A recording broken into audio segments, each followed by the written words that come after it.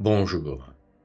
Né à Vienne, en Autriche, en 1868, Gustav Meyrink demeure l'un des grands noms de la littérature fantastique européenne.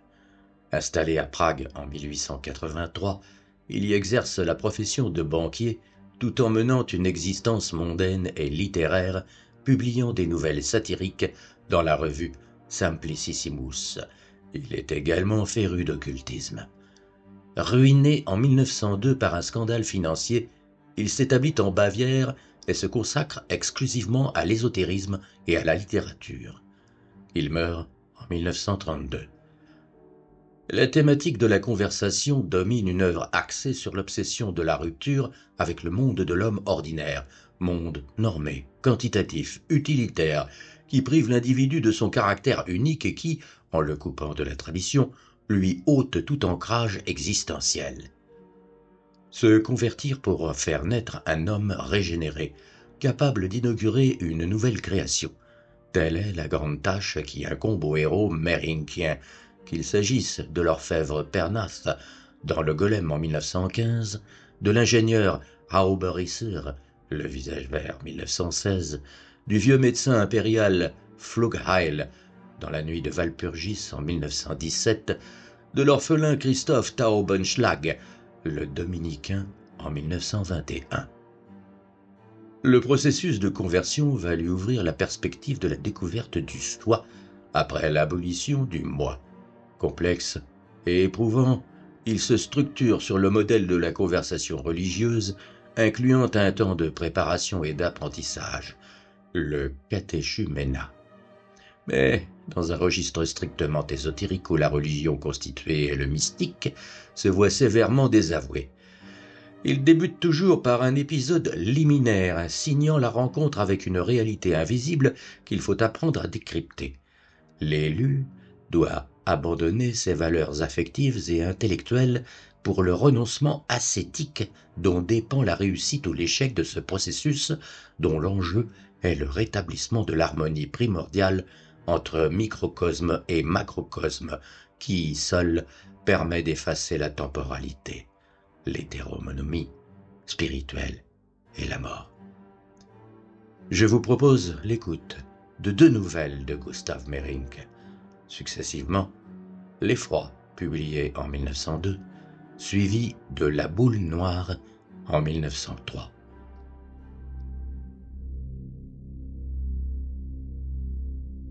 Démons et merveilles, Michael Darjoy.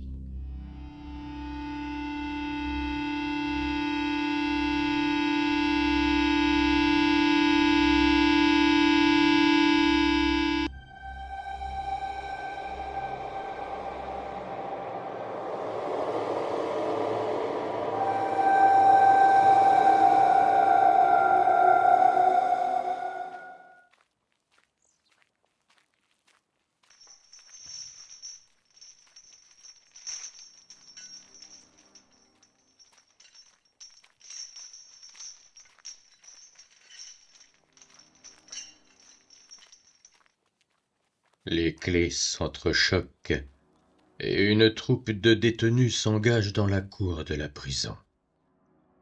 Il est midi et ils doivent marcher en rond pour prendre l'air, deux par deux, l'un derrière l'autre. La cour est pavée. Au centre, quelques taches d'herbes sombres semblables à des tertres funéraires. 4 arbres squelettiques et une haie de troènes sinistres. Tout autour, de vieux murs jaunes troués par les petites fenêtres à barreaux des cellules. Les détenus sont vêtus de l'uniforme gris du pénitencier. Ils parlent peu et continuent de tourner en rond les uns derrière les autres. Presque tous sont malades, scorbutes, articulations enflées. Leurs visages sont gris comme du mastic, leurs yeux éteints. Le cœur triste, ils marchent au pas. Le gardien, avec son sabre et sa casquette, se tient près de la porte de la cour et regarde fixement devant lui. Le long de la muraille, la terre est nue, rien n'y pousse. La souffrance suinte de ces murs jaunes. Loukavski revient juste de chez le directeur, Annonce à mi-voix par la fenêtre de sa cellule un prisonnier redétenu. La troupe marche sans s'arrêter. Qu'est-ce qui lui est arrivé? Demande un nouveau voisin. Loukavski, le meurtrier. Il a été condamné à mort par pendaison, et c'est aujourd'hui. Je crois. On doit décider si la sentence est maintenue ou pas. Le directeur lui a donné lecture de la confirmation du verdict dans son bureau. Loukavski n'a pas prononcé un mot. Il a seulement chancelé. Mais une fois dehors, il s'est mis à grincer des dents et il a été pris d'un accès de fureur. Les gardiens lui ont mis la camisole de force et ils l'ont attaché avec des sangles à son banc afin qu'il ne puisse plus remuer jusqu'à demain matin. Et ils lui ont mis aussi un crucifix. Le prisonnier dit tout cela par bribes à celui qui marche devant lui. Il est dans la cellule numéro 25, Loukavski, dit l'un des plus vieux détenus. Tous les regards se portent alors en direction de la cellule du condamné à mort. Le gardien s'adosse distraitement contre le portail en écartant du pied une vieille croûte de pain qui traîne par terre. Dans les couloirs étroits du vieux tribunal de grande instance, les portes des cellules se succèdent les unes aux autres, sans espace entre elles. Ce sont des portes basses de chêne encastrées dans la maçonnerie, munies de feuillards, ainsi que de lourds verrous et de serrures. Dans chaque porte, une ouverture grillagée, un carré d'à peine 7 ou 8 pouces de côté. C'est par celle-ci que la nouvelle s'est échappée et qu'elle se propage le long des fenêtres à barreaux, de bouche à oreille. il va être exécuté demain. Les couloirs et le reste de l'établissement sont silencieux, mais pourtant un léger murmure règne, très faible, inaudible, que l'on ne peut que pressentir.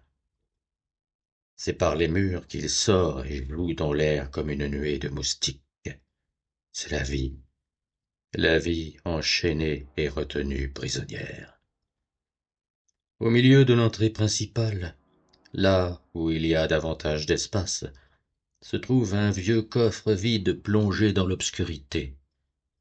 Sans bruit, lentement, le couvercle du meuble se soulève. Une mortelle angoisse se répand dans tout l'établissement. Les mots n'arrivent plus à sortir de la bouche des prisonniers. Dans les couloirs, plus aucun bruit, de sorte que l'on entend son cœur battre et ses oreilles bourdonner. Dans la cour, les arbres et les buissons dont les feuilles sont immobiles s'agrippent de leurs branches automnales à l'air trouble. Ils donnent l'impression de s'être encore obscurcis. La troupe de détenus s'est immobilisée comme sur un signe. Quelqu'un ne vient-il pas de crier? Un ver répugnant rampe lentement hors du vieux coffre. C'est une sangsue de taille gigantesque, d'un jaune sombre tacheté de noir. Le ver se déplace par aspirations ondulatoires, progressant par terre le long des cellules, tantôt grossissant, tantôt rétrécissant à nouveau. Il avance, tâtant et scrutant.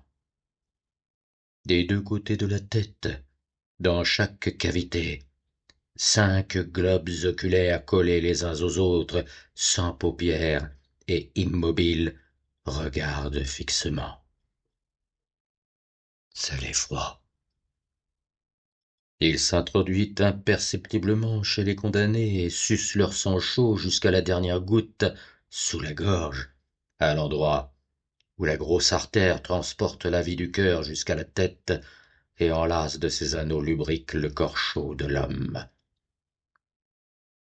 Il a maintenant atteint la cellule du meurtrier.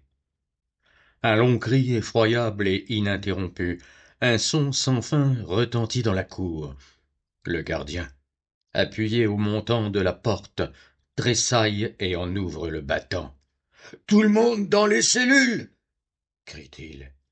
Et les prisonniers, qui gravissent l'escalier de pierre, passent devant lui sans le regarder. Le son métallique de leurs lourds souliers cloutés retentit sur les marches. Ensuite, tout redevient silencieux.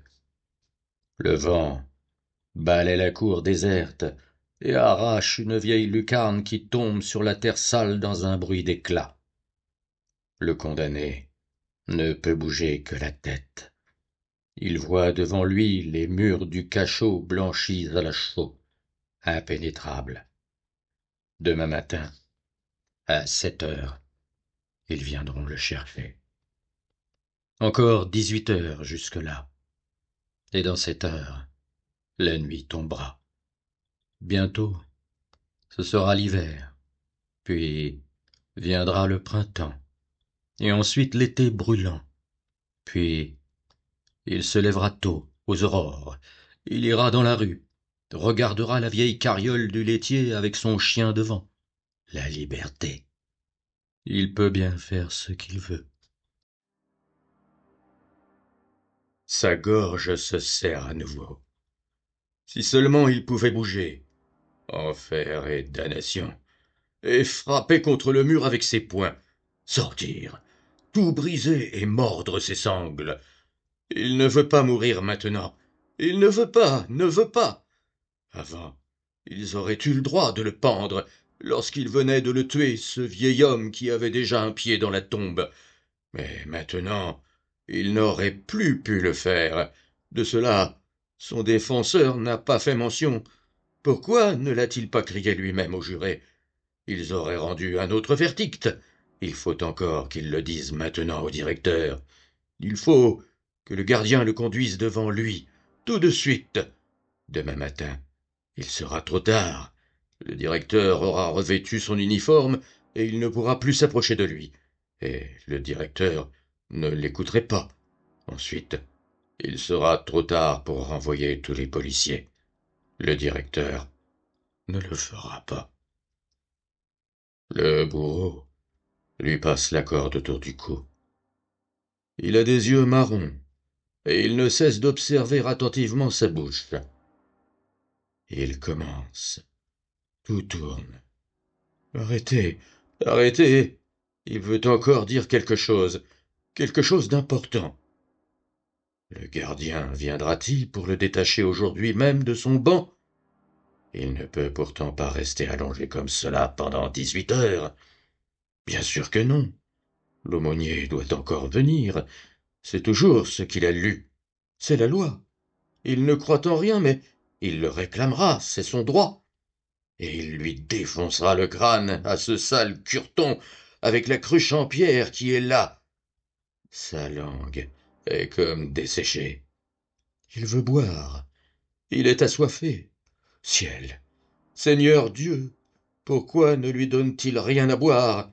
Il se plaindra lors de la prochaine inspection la semaine prochaine. Il va lui en faire baver au gardien, ce maudit chien. Il criera jusqu'à ce qu'il vienne et qu'il le détache, toujours plus fort, jusqu'à ce que les murs s'écroulent. Puis il sera à l'air libre, tout en haut, et ils ne le trouveront pas lorsqu'ils passeront autour de lui et qu'ils le chercheront. Il a dû tomber quelque part, lui semble-t-il. Il a ressenti une telle secousse dans tout le corps. Aurait-il dormi?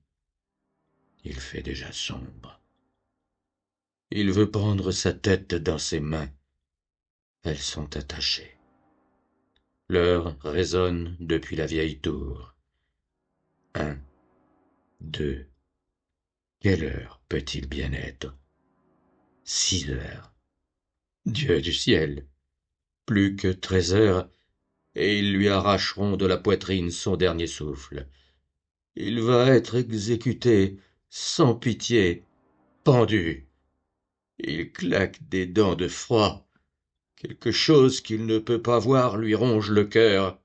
Puis tout devient noir dans son cerveau. Il crie et ne s'entend pas crier. Tout en lui est cri. Ses bras, sa poitrine, ses jambes, son corps entier crie, sans s'arrêter, sans reprendre haleine. Un vieil homme à barbe blanche, avec un visage dur et sombre, s'approche de la fenêtre du bureau, la seule qui ne soit pas munie de barreaux, et regarde en bas dans la cour. Les cris le dérangent. Il plisse le fond, murmure quelque chose et ferme la fenêtre. Dans le ciel passent des nuages qui forment une ligne de signes crochus, des hiéroglyphes déchirés comme un vieil écrit effacé. Ne jugez pas, et vous ne serez pas jugés.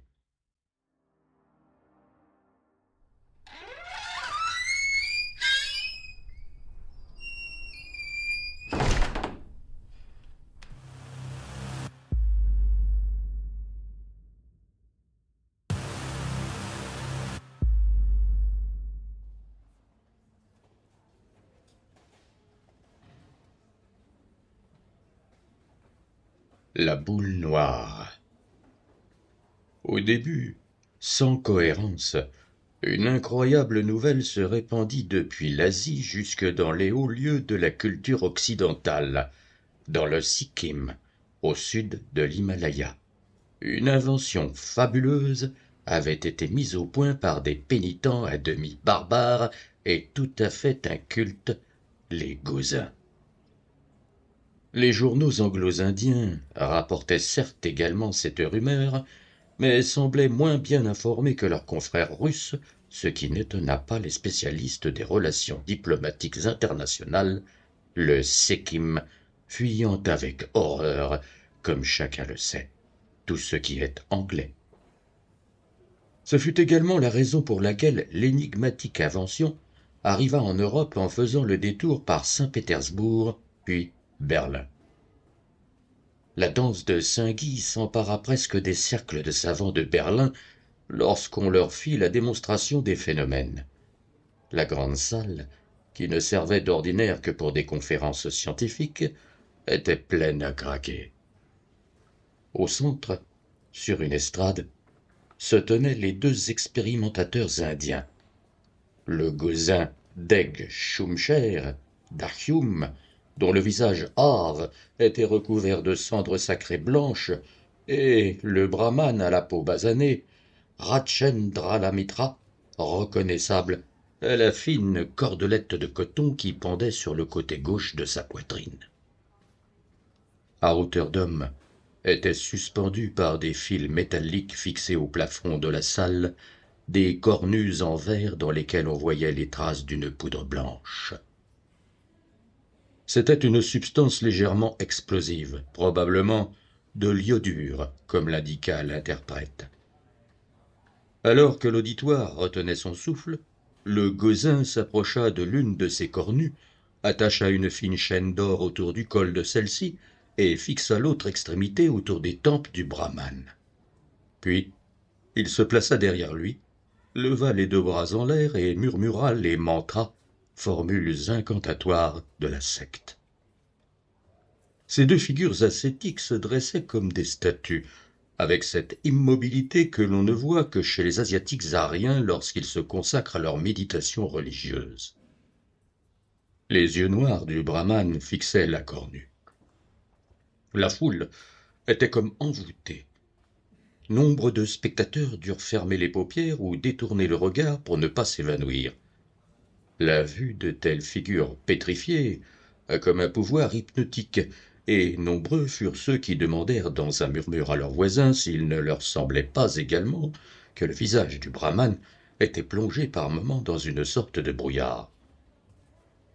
Toutefois, Cette impression provenait uniquement du fait que sur la peau sombre de l'Indien était tracé le signe sacré de Tilak, un grand U blanc que chaque croyant porte sur le front, la poitrine et les bras, comme symbole de Vishnu le conservateur.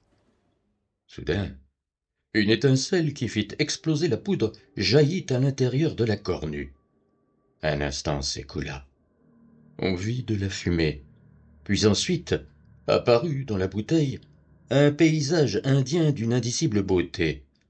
Le brahmane avait projeté ses pensées. C'était le Taj Mahal d'Agra, le château enchanté du grand mongol Aurangzeb, dans lequel il avait fait jeter au cachot son père il y avait plusieurs siècles de cela. Cet édifice, à coupole d'un blanc bleuté comme de la neige cristalline, avec ses minarets élancés d'une splendeur qui jette l'homme à genoux, se reflétait dans l'eau de ses canaux avec d'infinis étincelements, entouré de merveilleux cyprès inclinés. Une image qui réveille la nostalgie diffuse des sphères oubliées que le sommeil profond de la métempsychose a englouties. Brouhaha dans la salle. Les spectateurs s'étonnaient et posaient des questions. La bouteille fut détachée et passa de main en main. Une projection mentale plastique, fixée comme celle-ci, pouvait persister pendant plusieurs mois, traduisit l'interprète, en particulier lorsqu'elle était issue de l'immense et continu pouvoir de représentation de Rachendralala Mitra. En revanche, les projections issues de certains cerveaux européens ne possédaient ni des couleurs aussi somptueuses, ni une durée comparable. De nombreuses expériences semblables furent encore effectuées, lors desquelles le brahmane, ou l'un ou l'autre des savants les plus éminents, nouèrent la chaîne d'or autour de leur tempe. À vrai dire, seules les images projetées par les mathématiciens étaient claires. Les résultats obtenus par les têtes pensantes en matière juridique étaient en revanche vraiment curieuses. Toutefois, ce fut la laborieuse projection de pensée du célèbre professeur en médecine interne, le conseiller sanitaire Maholdre Sher, qui causa l'étonnement général et provoqua des hochements de tête. Même le solennel asiatique resta bouche bée. Une quantité incroyable de petites miettes de couleurs inharmonieuses, puis ensuite un conglomérat hétérogène de grumeaux parsemés de languettes apparurent dans la cornue. « On dirait de la salade niçoise !» dit d'un air moqueur un théologien qui, par prudence, ne s'était pas prêté lui-même aux expériences. C'était surtout vers le milieu, là où se concentraient dans la pensée scientifique les conceptions de la physique et de la chimie, comme le souligna l'interprète, que la matière était complètement fichue. Les Indiens se refusèrent à fournir aucune explication sur le pourquoi et le comment de ces phénomènes. « plus tard, disait-il dans leur allemand hésitant. 2 jours plus tard eut lieu une nouvelle présentation des appareils. Cette fois-ci, davantage réservée au grand public, dans une autre métropole européenne. Le public retenait son souffle de la même façon, et l'on assista aux mêmes exclamations admiratives lorsqu'apparut tout d'abord, sous l'influence du brahmane, l'image de la mystérieuse forteresse tibétaine de Taklakot. Puis suivirent une fois de plus les images plus ou moins insipides des éminentes figures de la ville. Les membres du corps médical souriaient d'un air gêné, mais cette fois-ci, rien n'aurait pu les décider à penser dans la bouteille. Lorsque finalement un groupe d'officiers s'avança, tout le monde leur fit place avec respect, comme de juste. « Gulst, qu'en dis-tu ? Pense donc à quelque chose, » dit un sous-lieutenant, dont les cheveux gominés étaient partagés par une raie, à l'un de ses camarades. « Ah, pas moi, il y a trop de civils ici. »« Enfin, chef vous en prie, l'un de ces messieurs, » somma le major avec irritation. Un capitaine s'avança. « Interprète, est-ce qu'on peut penser à quelque chose d'idéal ? Je voudrais penser à une chose idéale. »« Quoi donc, capitaine ? Je serais curieux d'entendre ce que Jrocal va sortir, cria quelqu'un dans la foule. Eh bien, dit le capitaine, eh bien, je vais penser à un code d'honneur. L'interprète se frotta le menton. Je pense, capitaine, que les bouteilles ne sont peut-être pas assez résistantes pour cela.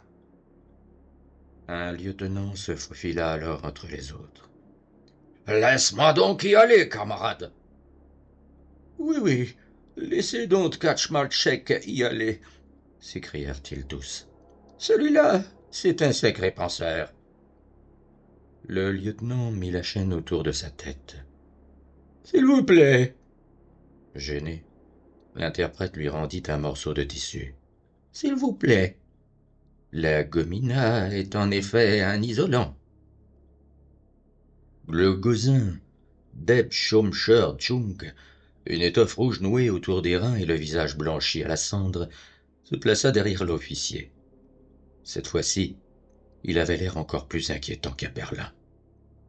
Puis il leva les bras. 5 minutes passèrent, puis 10. À rien. Sous le coup de l'effort, le gozin serra les dents. La sueur lui coulait dans les yeux. Là, enfin. La poudre n'avait certes pas explosé, mais une boule d'un noir satiné et de la taille d'une pomme flottait à l'intérieur de la bouteille. « Et la machine est cassée !» s'excusa l'officier avec un sourire gêné. Et il descendit de l'estrade. La foule hurla de rire. Étonné, le brahman s'empara de la bouteille. Mais, en la maniant, la boule qui flottait à l'intérieur toucha la paroi de verre.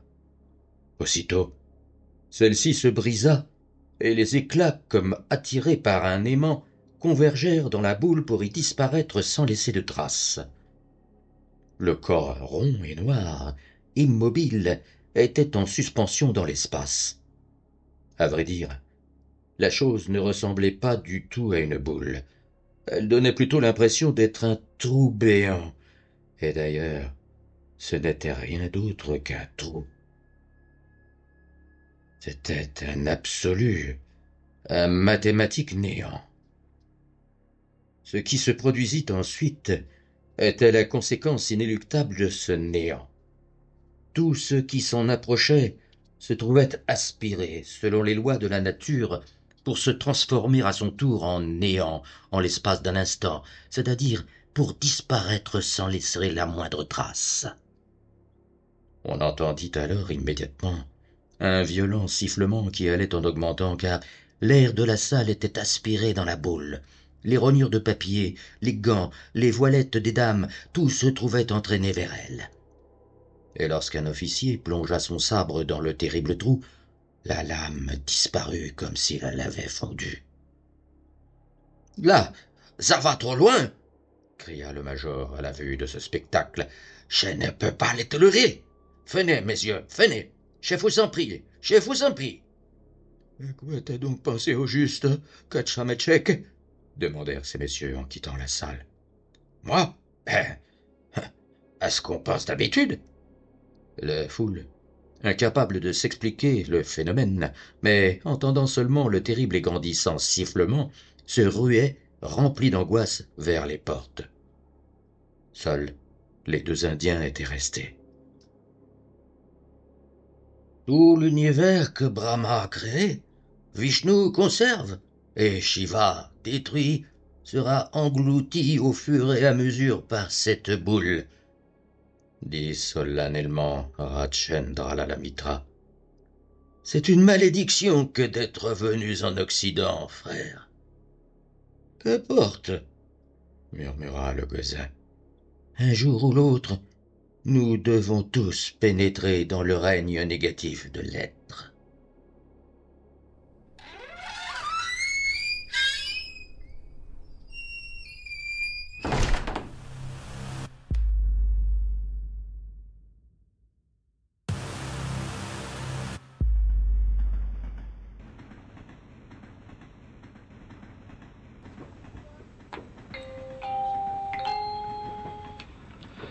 Mesdames, Messieurs, dans quelques instants, nous arriverons en gare de Montpellier-Saint-Roch. Prochain arrêt, Montpellier-Saint-Roch. Assurez-vous avant votre descente de ne rien oublier à bord. Oh, mais on a encore un peu de temps d'ici l'arrivée. Allez, une petite dernière. G.M. de Gustav Meyrink.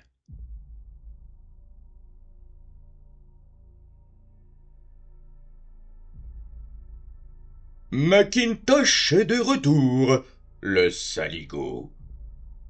La nouvelle se répandit comme une traînée de poudre à travers la ville.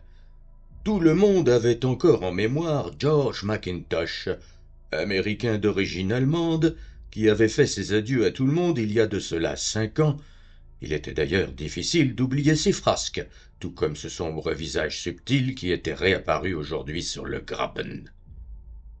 Qu'est-ce que cet homme vient encore chercher ici? Lentement mais sûrement, dégoûté, il avait jadis été contraint de partir. Tous y avaient contribué, l'un sous le couvert de l'amitié, l'autre par la perfidie et les fausses rumeurs, mais chacun y allant de son grain de prudente calomnie, et le résultat de toutes ces petites bassesses fut une si grande infamie que n'importe quel autre homme en aurait vraisemblablement été brisé. Et elle ne provoqua chez l'Américain que son départ. Mackintosh avait un visage acéré comme un coupe-papier et de très longues jambes. Par ces seuls détails, il indisposait déjà les gens qui méprisent si volontiers les théories racistes. Il était terriblement haï, et au lieu d'atténuer cette haine en adoptant les idées reçues qui avaient cours dans le pays, il se tenait toujours à l'écart de la masse et se distinguait à chaque instant par une nouveauté. Hypnose, spiritisme, chiromancie, et un jour, il alla même jusqu'à donner une interprétation symbolique d'Hamlet. Naturellement, cela irrita fort les bons bourgeois et particulièrement les génies en herbe, comme par exemple ce M. Tevinger, journaliste dans un quotidien, qui comptait justement publier un livre sous le titre « Ce que je pense de Shakespeare ». Et cette épine dans le pied était de retour et résidait avec ses serviteurs hindous au soleil rouge. Provisoirement, je le présume, s'enquit une de ses vieilles connaissances. Naturellement, provisoirement, car je ne pourrais occuper ma maison qu'à compter du 15 août. Je viens de faire l'acquisition en effet d'une maison dans le Ferdinandstrasse. La ville fut frappée de stupéfaction. Une maison dans la Ferdinandstrasse. D'où cet aventurier peut-il bien tirer l'argent? Et en plus de cela, des serviteurs hindous. On verra bien combien de temps il tiendra. Mackintosh avait naturellement apporté une fois de plus quelque chose de nouveau. Une machine électrique grâce à laquelle on pouvait ainsi dire flairer les filons d'or dans le sol, une sorte de baguette de sourcier moderne et scientifique. Bien entendu, la plupart des gens n'y crurent pas. Si cela marchait, d'autres l'auraient déjà inventé. Il était cependant indéniable qu'au cours de ces 5 dernières années, l'Américain était devenu immensément riche. C'est du moins ce qu'affirmait avec obstination le bureau de renseignement des établissements Schluffers-Eidam. Et, de fait, il ne s'écoulait pas une semaine sans qu'il ait acheté une nouvelle maison. Dans le plus parfait désordre, une sur la place du marché aux fruits, puis une autre dans la Herrengasse, mais toutes dans le centre de la ville. Pour l'amour de Dieu, aurait-il donc des vues sur la mairie? Personne n'y comprenait rien. Avez-vous déjà vu sa carte de visite? Jetez-y donc un coup d'œil. C'est de la dernière impudence. Juste un monogramme, même pas de nom. Il a déclaré qu'il n'avait plus besoin de s'appeler, qu'il disposait de suffisamment d'argent. Mackintosh s'était rendu à Vienne, où il fréquentait, comme le disaient les rumeurs, bon nombre de députés qui gravitaient quotidiennement autour de lui. On ne parvenait toujours pas à savoir ce qu'il avait de si important à faire avec eux, mais il jouait manifestement un rôle dans le nouveau projet de la loi concernant la modification des permis de prospection. Il en était question quotidiennement dans les journaux qui relataient les débats pour et contre, et il semblait bien que cette loi, qui autoriserait dorénavant la prospection, y compris dans le centre des villes, sauf événement extraordinaire, serait adoptée sous peu. Cette histoire était curieuse, et de l'opinion générale, une grosse compagnie minière devait se cacher derrière tout cela. Mackintosh lui-même ne devait pas y être personnellement intéressé. Il avait vraisemblablement été juste mis en avant par un groupe quelconque. Il fut d'ailleurs bientôt de retour chez lui et semblait d'excellente humeur. On ne l'avait encore jamais vu si aimable. Il faut dire aussi que tout va bien pour lui. Pas plus tard qu'hier, il s'est encore acheté une réalité. Cela fait maintenant la 13e, racontait au casino à la table des fonctionnaires monsieur le contrôleur général du cadastre. Vous savez bien, la maison qui fait l'angle, la Vierge douteuse, quand on oblique par rapport aux 3 gâteaux de fer, là où se trouve désormais la commission municipale générale d'expertise pour le contrôle régional des eaux et des inondations. L'homme finira par se perdre à force de spéculer, rétorqua le conseiller des services de l'urbanisme. Devinez quelle nouvelle requête il vient de déposer. Messieurs, l'autorisation de démolition pour 3 de ces maisons, celle de la Perlgasse, la 4e sur la droite à côté de la tour poudrière, et celle qui porte le numéro 4784-2. Les nouveaux plans de construction ont déjà été ratifiés. Tous en restèrent bouche bée. Le vent d'automne balayait les rues. La nature respirait profondément avant de s'endormir. Le ciel était bleu et froid, et les nuages joufflus et pittoresques, comme si le bon Dieu en personne les avait fait peindre par le maître Wilhelm Schulz. Oh, comme la ville serait belle et pure si ce répugnant Américain dans sa rage de destruction n'avait pas empoisonné l'air avec cette fine poussière de briques. Mais quelle idée aussi de ratifier un tel projet. Démolir 3 maisons passe encore, mais toutes les 13 en même temps, c'est un comble. Tout le monde toussait déjà, et comme cela fait mal d'avoir cette maudite poussière de briques dans les yeux. Cela va être joliment insensé, ce qui va nous construire à la place. Dans le style sécession, naturellement. Je suis prêt à parier, disait-on. Vous ne devez pas avoir bien entendu, monsieur Chabot. Comment? Il ne veut rien faire construire à la place? Serait-il devenu fou? Pourquoi aurait-il donc déposé de nouveaux plans de construction? Mais uniquement afin que l'autorisation de démolition des maisons lui soit accordée en attendant. Messieurs, vous connaissez la nouvelle? Viscotchil, candidat à la construction du château, était hors d'haleine. Il y a de l'or dans la ville. Oui, de l'or. Peut-être juste ici, sous nos pieds. Tous regardèrent les pieds de monsieur de Viscotchil qui étaient plats comme des biscuits dans des bottes vernies. Tout le Graben accourut. « Qui a parlé d'or » s'écria le conseiller de commerce Lovenstein. Monsieur Mackintosh prétend avoir découvert des roches aurifères dans le sous-sol de la maison qu'il a fait démolir dans la Pellegrasse, confirma un fonctionnaire de l'office d'inspection des mines. On a même fait appel à une commission de Vienne par télégramme. Quelques jours plus tard, George Mackintosh était l'homme le plus fêté de la ville. Dans tous les magasins, on pouvait voir des photographies de lui avec son profil anguleux et ses traits méprisants qui se lisaient sur ses lèvres minces. Les journaux retracèrent sa biographie. Les reporters sportifs connaissaient tout à coup avec précision son poids, son tour de poitrine et même sa capacité thoracique. Il n'était d'ailleurs pas difficile de l'interviewer.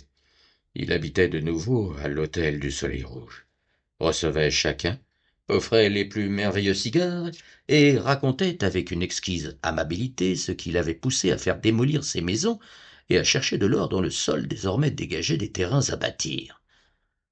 À l'aide de son nouvel appareil, qui reflétait exactement la présence d'or dans le sol, en fonction de la hausse et de la baisse de la tension électrique, appareil qui était sa propre invention, il avait procédé la nuit à des investigations, non seulement dans les caves de ses maisons, mais aussi dans celles de toutes les maisons attenantes auxquelles il avait pu accéder en secret. Voyez, vous avez là le rapport officiel des services d'inspection des mines, ainsi que l'expertise de l'éminent professeur Zenkrecht de Vienne, qui est d'ailleurs un vieil ami à moi.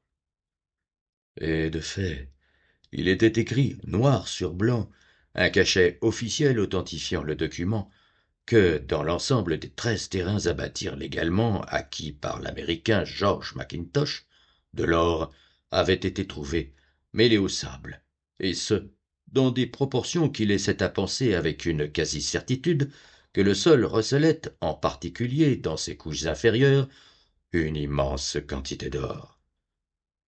Jusqu'à maintenant, on avait pu déceler ce genre de gisement uniquement en Amérique et en Asie. Toutefois, on pouvait sans aucun doute se ranger à l'avis de M. Mackintosh, qui affirmait qu'il s'agissait de toute évidence d'un ancien lit fluvial qui avait été creusé en des temps reculés. Il était naturellement impossible d'en chiffrer avec exactitude la rentabilité, mais il était néanmoins hors de doute que se cachait là une fortune de premier ordre en métal, et peut-être même un gisement unique en son genre. Le plan que l'Américain avait tracé de l'extension présumée de la mine d'or était particulièrement intéressé et avait reçu l'entière approbation de la commission des experts. On y voyait avec précision que l'ancien lit du fleuve commençait sous l'une des maisons de l'Américain, se poursuivait en des détours compliqués sous les maisons voisines, pour disparaître finalement dans le sol sous la maison de Mackintosh qui faisait l'angle de la Zeltnergasse. La démonstration tendait à prouver de façon si simple et si claire qu'il en était ainsi et pas autrement, qu'elle était forcément lumineuse, même pour celui qui ne voulait pas croire à la précision du détecteur électrique de métal.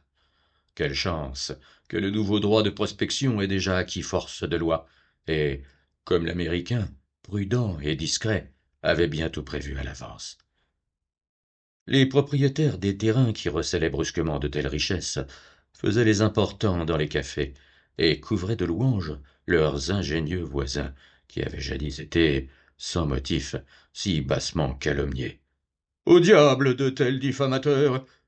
Chaque soir, ces messieurs se réunissaient longuement et s'entretenaient avec l'avocat du petit comité pour savoir ce qui devait se passer désormais. C'est très simple. Faire très exactement ce que M. Mackintosh a fait, dit-il. déposer le nombre de nouveaux plans de construction exigés par la loi, puis démolir, démolir, démolir, pour dégager aussi rapidement que possible le terrain. Il n'y a pas d'autre possibilité, car il est inutile de creuser dès maintenant dans les caves. De plus, cela est interdit en vertu de l'alinéa 47A, sous-section Y, modifié par l'amendement 23. Et c'est ce qui eut lieu. La proposition d'un ingénieur étranger, un peu trop avisé, qui consistait à s'assurer au préalable que Mackintosh n'avait pas placé lui-même secrètement l'or qui avait été trouvé sur les lieux des fouilles, en vue de tromper la commission, fut conspuée et tournée en dérision. Les rues n'étaient plus que bruit de marteaux et d'effondrements, chutes de poutres, cris d'ouvriers et fracas des voitures de déblaiement des gravats. Et, en plus de tout cela, il y avait ce maudit vent qui envoyait d'épais nuages de poussière de tous côtés. C'était à en perdre la raison. Toute la ville souffrait d'inflammation des yeux. Les salles d'attente de la clinique ophtalmologique étaient pleines à craquer en raison de l'affluence des patients, et la nouvelle brochure du professeur Wochenschreiber sur la surprenante influence de l'activité de la construction moderne sur la cornée humaine fut épuisée en l'espace de quelques jours. Cela allait de pire en pire. La circulation était paralysée. Le peuple, rassemblé en une masse dense, assiégeait le Soleil Rouge, et chacun voulait parler à l'Américain afin de savoir s'il ne pensait pas qu'il pouvait y avoir de l'or également sous d'autres bâtiments que ceux inscrits sur le plan. Des militaires patrouillaient. À tous les coins de rue étaient placardés des avis émanant des autorités, signifiant qu'il était rigoureusement interdit de démolir d'autres maisons avant parution des arrêtés ministériels. La police était en armes, mais tout était vain. D'horribles cas de troubles mentaux furent signalés. Dans un faubourg, une veuve avait grimpé la nuit, en chemise, sur son propre toit, et en poussant des cris perçants, avait arraché des chevrons de tuiles de sa maison. Des jeunes mères erraient comme en proie à l'ivresse, et de pauvres nourrissons abandonnés se desséchaient dans des chambres désertes. Une brume recouvrait la ville, sombre, comme si le démon de l'or avait déployé ses ailes de chauve-souris. Enfin, était arrivé le grand jour. Tous ces édifices, jadis tellement splendides, avaient disparu, comme s'ils avaient été arrachés du sol, et une armée de mineurs avait pris la relève des maçons. Les pelles et les pioches volaient.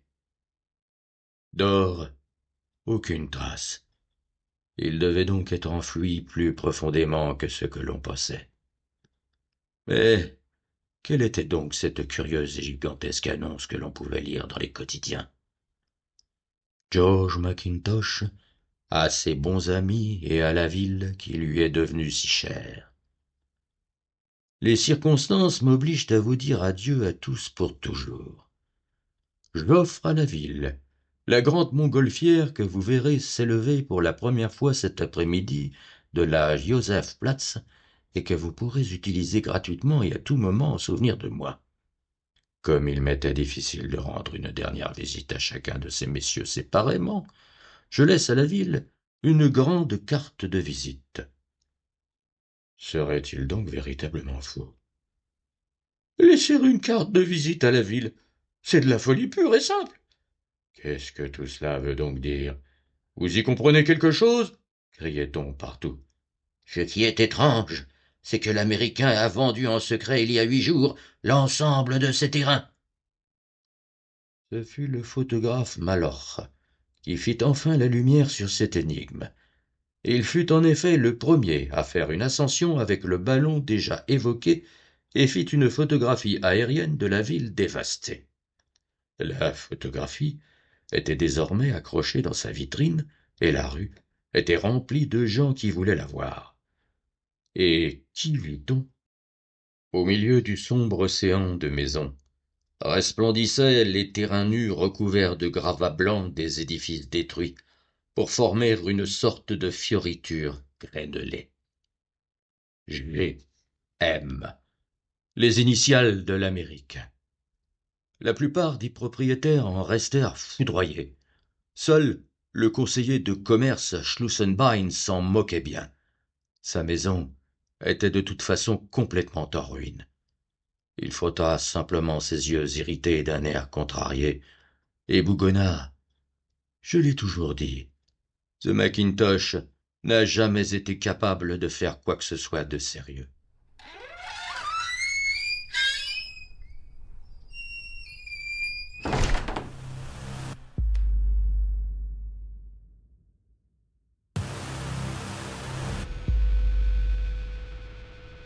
Je vous ai proposé l'écoute des nouvelles suivantes. L'effroi, la boule noire et G.M. de Gustav Meyrink. L'œuvre de Gustav Meyrink, étrangement méconnue pendant si longtemps, n'a pas encore été totalement traduite en français. À la fin de sa vie, après avoir publié de nombreuses nouvelles, Meyrink s'apprête à terminer un dernier roman intitulé « La maison de l'alchimiste » lorsqu'il meurt en décembre 1932 dans sa demeure de Starnberg. Après avoir salué les siens, il choisit d'entrer dans une autre vie, assis dans un fauteuil devant une fenêtre ouverte, torse nu, face au soleil d'hiver qui se lève. À bientôt.